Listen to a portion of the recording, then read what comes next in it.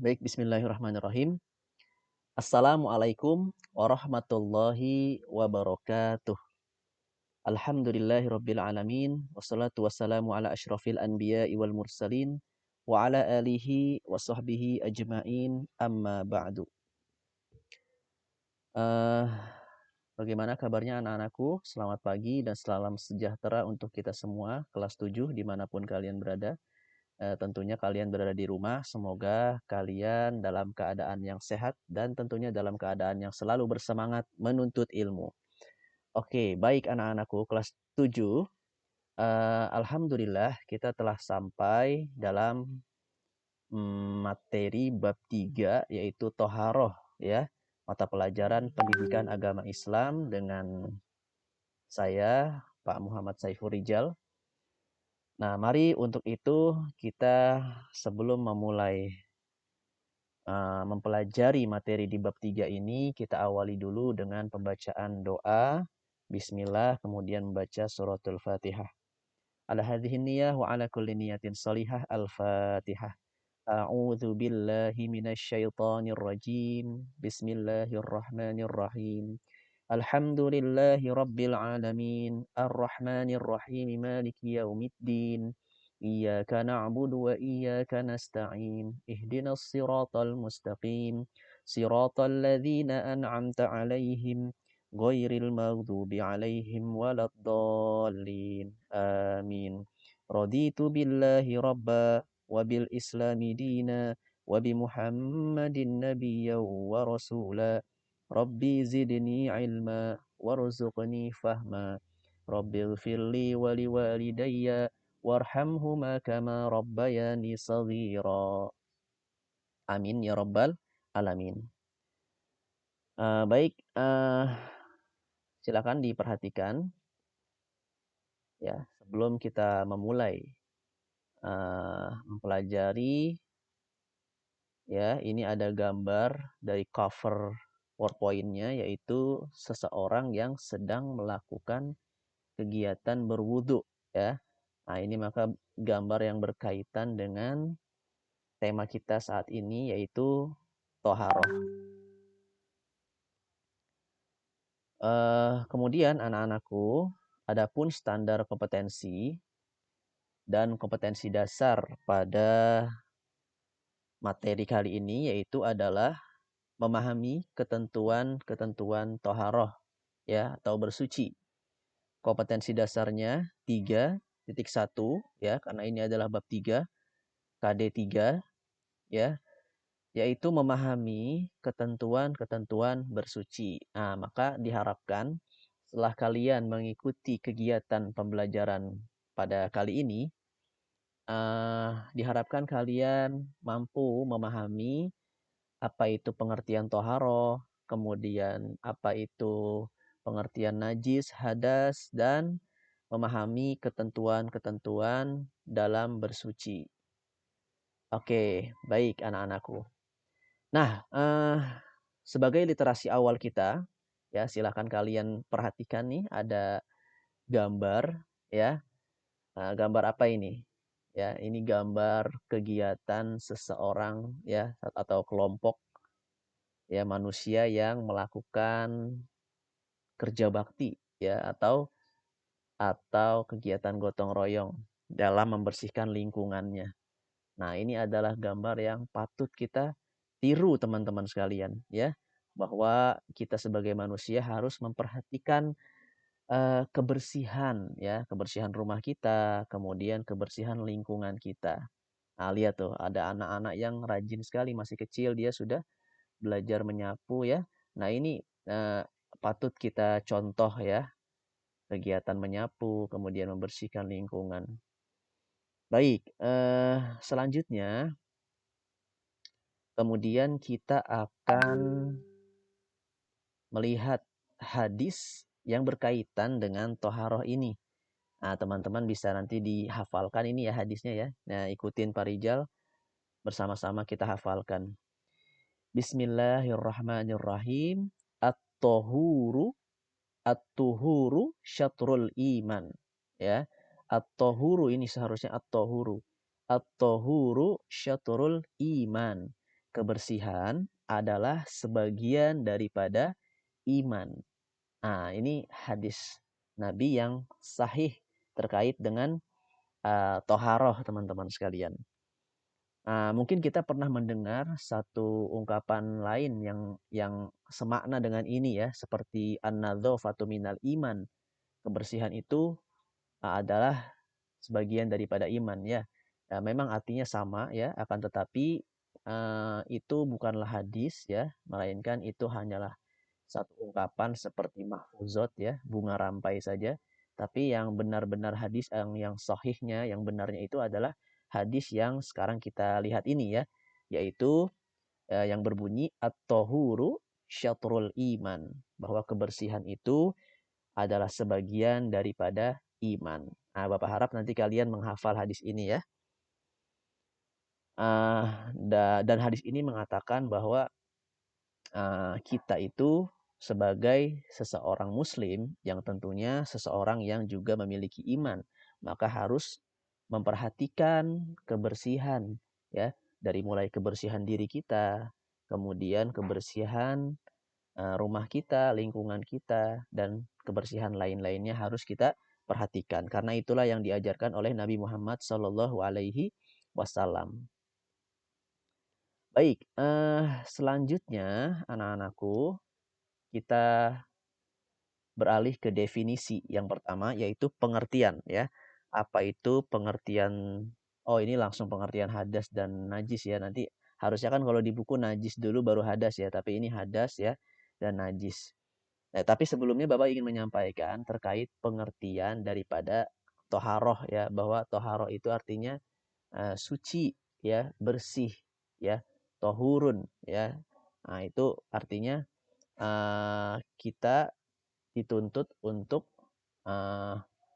berlaku suci dan bersih dalam kehidupan kita ya, apalagi dalam melaksanakan ritual ibadah.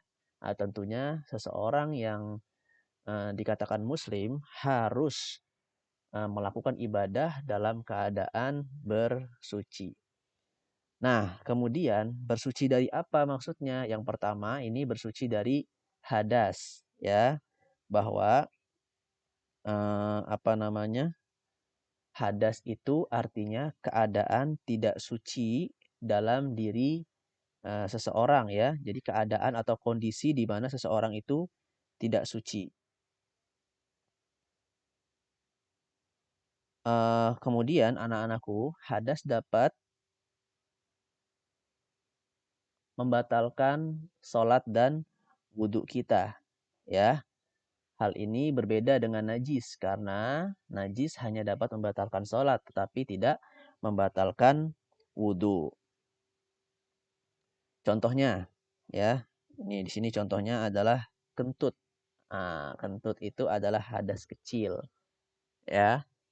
Nah, maka ketika seseorang itu kentut, buang angin ya, maka dia tidak diperbolehkan untuk melaksanakan ritual ibadah seperti sholat ya, kemudian membaca Al-Quran ya, tawaf dalam ibadah haji. Itu tidak boleh sebelum dia melakukan toharoh, yaitu bersuci ya, sebelum dia melakukan wudhu. Kemudian hadas ya. Nah, macam-macam hadas anak-anakku, yaitu ada dua ya, hadas kecil dan hadas besar. Nah, jadi hadas kecil itu apa? Hadas kecil itu adalah satu kondisi di mana seseorang itu dalam keadaan tidak suci, yang di mana dia tidak boleh melakukan apa namanya, ritual ibadah seperti sholat, membaca Quran, ya, tawaf, nah gitu. Nah, tapi kalau hadas kecil ini cara menghilangkannya adalah dengan berwudu, ya, berwudu jika ada air, ya. Nah, kemudian kalau tidak ada air, ya, atau dalam kondisi kekeringan, maka dengan cara tayamum, ya, tayamum. Untuk menghilangkan hadas besar adalah dengan mandi wajib. Ya, jadi nanti kita akan ketahui apa saja hadas-hadas kecil itu dan hadas-hadas besar ya.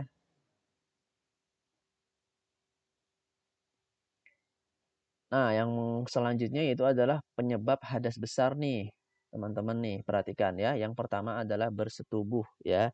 Bersetubuh itu melakukan hubungan biologis antara suami dan istri ya. Nah, jadi kalau nanti kalian sudah menikah ya, kemudian kalian nanti pasti melakukan hubungan suami istri ya, yaitu yang disebut dengan bersetubuh atau berjima. Nah, ini merupakan hadas besar ya ketika kalian bersetubuh ya, maka keadaan tubuh kalian itu tidaklah suci ya, maka diharuskan kalian untuk bersuci melalui mandi wajib atau mandi besar.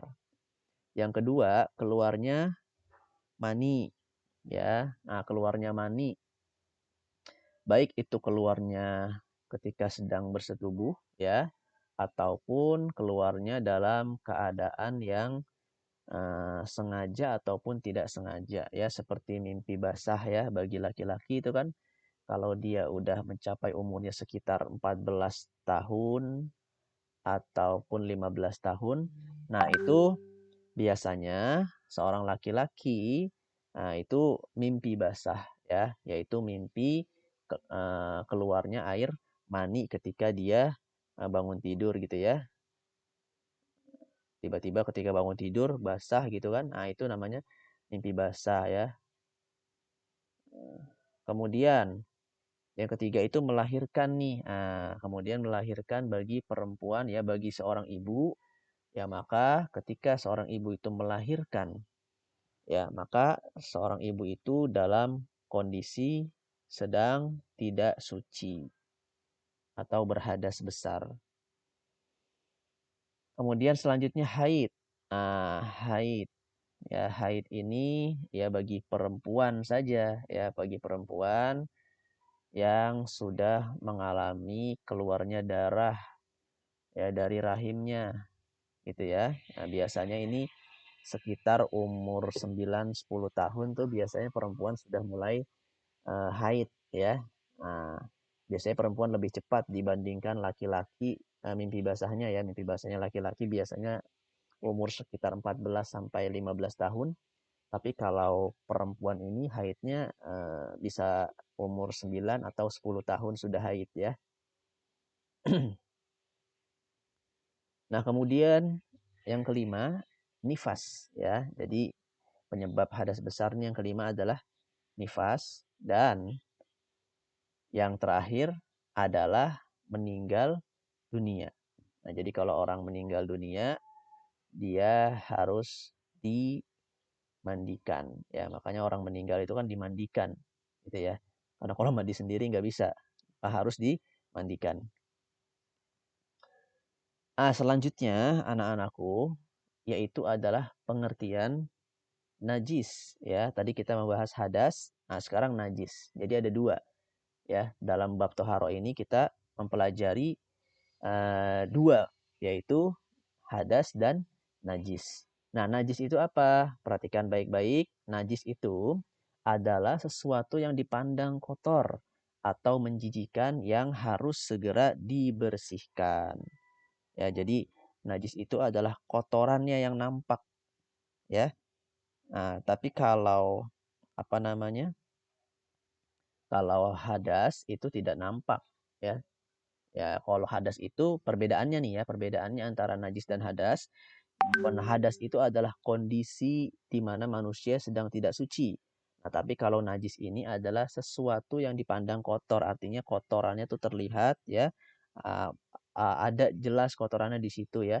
Tapi ada juga yang tidak terlihat ya. Tapi selama kita bisa mendeteksinya dengan mencium baunya, kemudian ada rasa dan aromanya itu, walaupun dia tidak terlihat, tapi kita yakin ada najis di situ, maka harus dibersihkan. Baik, selanjutnya.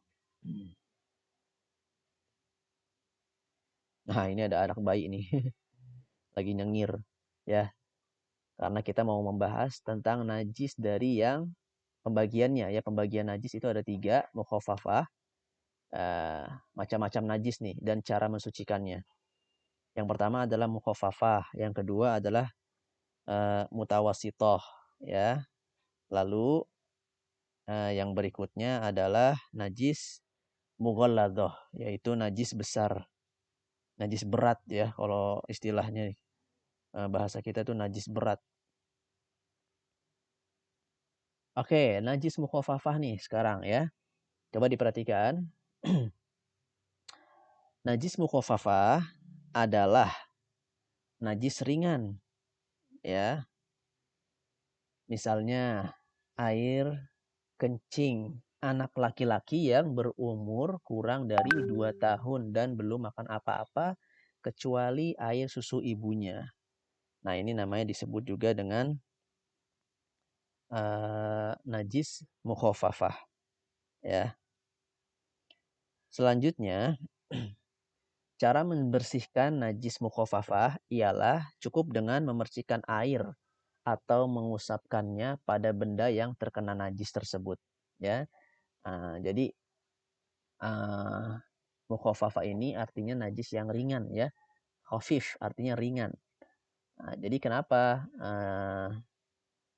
dikatakan ringan? Karena membersihkannya cukup dengan dipercikan air saja ya. Nah, itu najis mukhafafah ya. Nah, tapi kalau dia ketentuannya harus bayi yang berumur kurang dari 2 tahun ya dan belum makan apa-apa. Tapi kalau sudah lebih 2 tahun maka dia sudah tidak tergolong kategori mukhafafah lagi. Dia akan termasuk ke dalam golongan najis mutawasitoh ya. Jadi yang dimaksud dengan hadis sebentar lobet. Hadis hadis najis maksudnya. Najis mukhafafah yaitu adalah najis dari air seni atau air kencing bayi yang belum berumur 2 tahun ya, kurang dari 2 tahun dan belum dikasih makan apa-apa. Dan kalaupun dia belum berumur 2 tahun tapi dia sudah dijijelin misalkan nasi atau jengkol gitu ya, maka dia sudah termasuk ke dalam golongan najis mutawasitoh ya. Nah, kenapa dikatakan bahwa air seninya atau air kencingnya bayi yang belum berumur 2 tahun ini dikatakan najis ringan? Karena memang menurut penelitian anak-anakku bahwa bayi yang sebentar, bayi yang belum berumur 2 tahun itu ketika diteliti ya bahwa air seninya, air kencingnya itu tidak banyak bakterinya sebagaimana bakterinya yang ada pada air seni atau air kencing yang seseorang yang sudah berumur di atas 2 tahun ya, karena memang dia hanya asupannya itu makanannya hanya air susu ibu saja ya, maka jelaslah bahwa kandungan bakterinya dari air seni tersebut sangat sedikit gitu ya. Maka cukup dibersihkannya dipercikan air atau diusapkan pada benda yang terkena najis najis mukhafafah tersebut. Oke, lanjut ya. Nah, kemudian macam-macam najis dan cara mensucikannya. Ini masih yang tadi ya. Nah, yang kedua adalah mutawasitoh ya. Mutawasitoh itu artinya najis pertengahan ya atau najis sedang. Nah, ini pengertiannya diperhatikan. Najis mutawasitoh adalah najis sedang ya. Misalnya air kencing ya. Tadi yang Bapak katakan bahwa air kencingnya seseorang yang sudah berumur 2 tahun ke atas, nah itu sudah termasuk najis mutawasitoh ya. Kemudian tinja. Tinja itu apa? Tinja itu kotoran manusia ya. Kalian buang air besar ya, ada kotorannya itu namanya tinja. Maka itu najis. Kemudian nanah ya. Nanah, ya, darah dan kotoran hewan ya. Tinja hewan lainnya yaitu kotoran hewan, maka dia sama seperti kotoran manusia termasuk ke dalam golongan najis mutawasitoh. Najis ini terbagi menjadi 2 ya, yaitu najis hukmiyah dan ainiyah ya. Jadi yang terlihat ya dan yang tidak terlihat. Artinya selama najis ini bisa kita lihat, kemudian bisa kita rasa, terus kemudian ada baunya, ada aromanya, ya. Nah, maka itu termasuk najis, ya. Najis dihukuminya najis mutawasito. Meskipun tidak terlihat, tapi kita yakin bahwa di situ ada apa namanya? Ada najis. Nah, maka itu termasuk harus kita bersihkan juga. Nah, apa itu najis hukmiyah, ya? Nah, najis hukmiyah yaitu najis yang ditimbulkan oleh zat, bau, rasa, dan rasa yang tidak terlihat. Tapi diyakini ada. Nah, seperti yang tadi Bapak bilang, ya. Ada kotoran nih, bekasnya doang nih, tapi nggak kelihatan kotorannya. Tapi kita yakin di situ ada najis. Nah, maka itu harus dibersihkan, gitu ya. Contohnya air kencing yang telah lama kering. Nah, biasanya kan air kencing kalau udah lama kering, ya itu kan sudah tidak berair lagi ya. Tidak ada lagi zat airnya, tapi dia sudah berubah menjadi seperti tanda saja gitu kan. Atau tidak terlihat lah gitu ya, tapi kita yakin di situ ada najisnya. Nah, maka cara membersihkannya dengan mengalirkan air di atas benda yang terkena najis tersebut ya, dialirin aja airnya gitu ya. Nah, tapi ya kalau najis ainiyah nih, najis yang ditimbulkan oleh zat, warna, rasa, bau yang nyata ya. Jadi benar-benar kita lihat ada bendanya ya, kotorannya tuh ada. Nah, cara mensucikannya dengan menghilangkan sifat najis tersebut. Jadi dibuang kotorannya dulu, nah, baru kemudian dibersihkan benda yang terkena najis tersebut. Ya, sampai bersih ya. Bisa dengan sabun ya, atau lainnya yang sejenis sabun. Nah, yang ketiga kemudian adalah najis mughalladhah. Ya, najis mughalladhah ini apa, anak-anak? Najis mughalladhah adalah najis yang berat, ya, kategori berat nih. Misalnya seperti terkena jilatan anjing atau babi. Ya, jadi kalau apa namanya? Ketika kita melihat anjing ya, sebaiknya kita menghindar saja gitu ya. Nah, tapi kalau kita terkena dengan jilatan air liur anjing tersebut, maka kita terkena najis mughalladhah dan itu harus disucikan gitu ya. Nah, bagaimana Pak kalau menyentuh anjing Pak? Apakah boleh? Uh, Menurut berbagai mazhab memang kita dalam mazhab Syafi'i ini tidak diperkenankan juga ya, tapi kalau di mazhab lain ya ada yang membolehkan. Tapi kalau di mazhab Syafi'i tidak boleh gitu ya. Karena memang bulunya tersebut juga ditakutkan mengandung najis ya.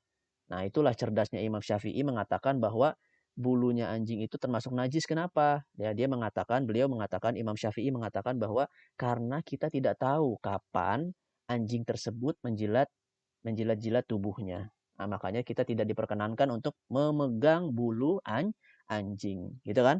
Nah, biasanya kan kalau hewan itu kan dia mandinya kan kayak kucing aja mandi, dia menjilat-jilat tubuhnya ya. Nah, begitupun anjing juga demikian ya. Nah, cara mensucikannya gimana? Yaitu dengan membasuh bagian yang terkena najis dengan air sebanyak 7 kali. Salah satunya dicampur dengan tanah.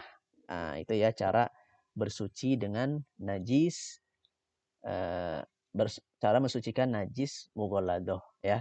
Kalau tadi najis mutawasito hanya cukup dipercikan saja, kemudian najis mutawasito dialiri dengan air ya, atau yang ainiyah, najis ainiyahnya dihilangkan najisnya, dicuci sampai bersih.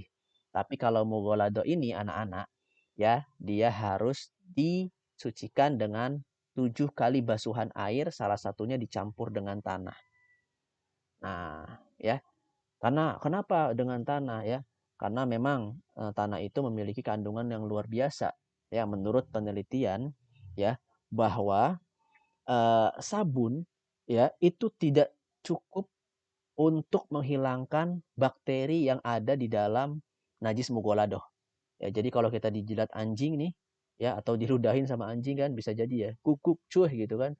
Nah, itu artinya kita terkena bakteri yang sangat berat. Nah, itu tidak bisa dihilangkan dengan sabun semata ya, tapi dia harus dengan eh, apa namanya? Dengan tanah.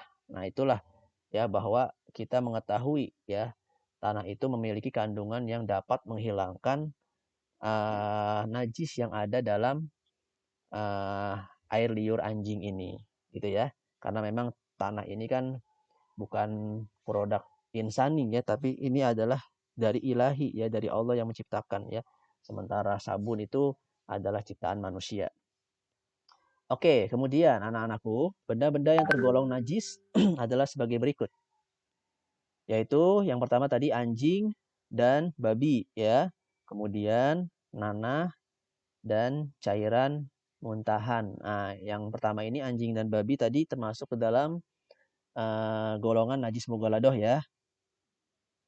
Yang kedua yaitu nanah dan cairan muntahan, yaitu termasuk ke dalam golongan najis mutawasitoh ya.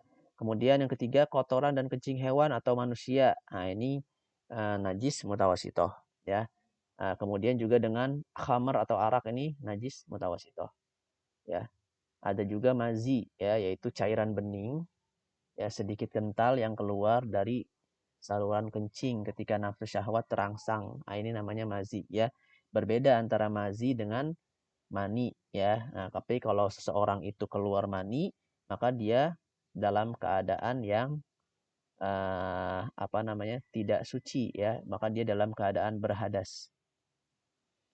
Kemudian ada lagi yang dimaksud dengan cairan yang keluar dari kubul atau dubur, ya, kecuali sperma. Nah, kalau sperma suci, tidak najis, ya. Sperma itu suci. Ya, yang najis itu adalah mazi, ya, mazi. Nah, tapi walaupun sperma itu suci, akan tetapi kita dituntut atau diharuskan untuk melakukan mandi wajib atau mandi besar. Yang ketujuh darah nih, darah adalah najis ya, dia termasuk ke dalam golongan najis mutawasitoh.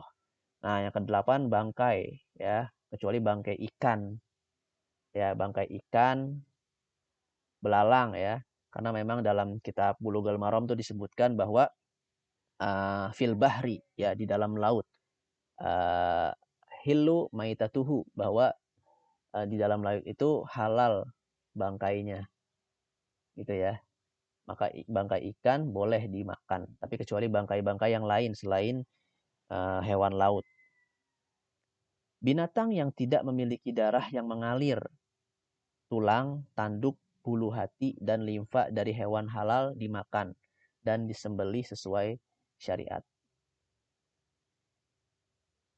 Jadi itu ya, bangkai binatang-binatang yang tidak memiliki darah yang mengalir, nah itu termasuk tidak apa namanya, apa, tidak najis, ya tidak najis.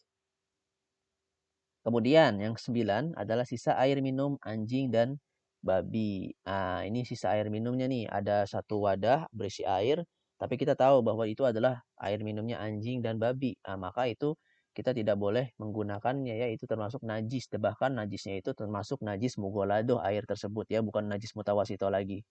Karena berhubungan dengan air liur anjing dan babi. Nah, kemudian selanjutnya anak-anak yaitu macam-macam najis ya. Sebentar.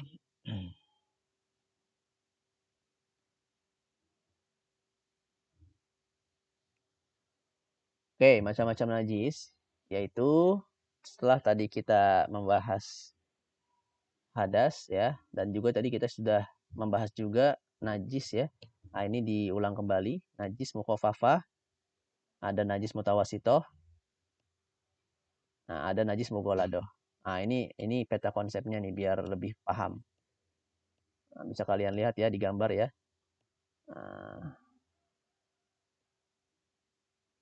Nah, nah, jadi mukhafafah yaitu najis yang sedang. Nah, najis mutawasitoh, najis mukhafafah adalah najis ringan. Kemudian najis mutawasitoh itu najis yang sedang, nih yang berada di tengah. Baru najis yang ketiga yaitu najis mughalladhoh atau najis berat, ya. Nah, seperti kalian lihat di gambarnya nih ada seorang bayi ya ya mengisyaratkan bahwa najis mukhafafah itu adalah najis yang disebabkan air seni atau air kencing bayi laki-laki yang berumur tidak lebih dari 2 tahun atau belum makan apa-apa kecuali air susu ibunya. Nah, sementara najis mutawasitoh yaitu najis sedang, yaitu bangkai atau kotoran. Nah, di sini ada bangkai hewan tuh ya. Hewan apa itu? Kudanil apa ya? Nah, tapi kalau yang najis mughaladoh yaitu disebabkan karena anjing, baik itu air liurnya atau kotorannya dan juga air liur babi atau kotorannya. Oke, baik anak-anakku, itu ya penjelasan singkat dari pemaparan materi bab 3 ya. Nanti selebihnya kalian bisa membaca buku dari buku paket yang telah Parijal berikan. Kalaupun ada pertanyaan, silahkan nanti boleh ditanyakan di grup WhatsApp ya. Nah, ini ada tugas ya, penugasan setelah kalian apa namanya? Menyimak atau kita mempelajari materi yang baru saja bab 3 berkaitan dengan toharoh, maka sebagai penutupnya yaitu adalah evaluasi ya. Pak Rizal ingin mengetahui seberapa kemampuan kalian dalam menguasai materi yang baru saja kita pelajari ya. Nanti ini soalnya hanya 3 saja ya. Nanti ditulis tangan saja ya, ditulis tangan. Yang pertama di bawah ini termasuk contoh dari najis mughalladho adalah tulis tuh jawabannya. Jangan A saja jangan, tapi tulis A misalkan apa. Nah, kemudian 2 hal-hal yang menyebabkan seseorang harus mandi besar adalah tulis. Misalkan B, bersentuhan dengan gitu ya. Kemudian tugas selanjutnya adalah sebutkan macam-macam najis dan cara mensucikannya. Nah, yang tadi 3 itu ya. Silakan nanti dikerjakan di buku ditulis. Kemudian nanti dikumpulkan di grup WhatsApp boleh. Oke, baik. Terima kasih anak-anakku sekalian atas perhatiannya. Kita akhiri dengan bacaan hamdalah. Alhamdulillahirabbil alamin. Bapak akhiri. Assalamualaikum warahmatullahi wabarakatuh.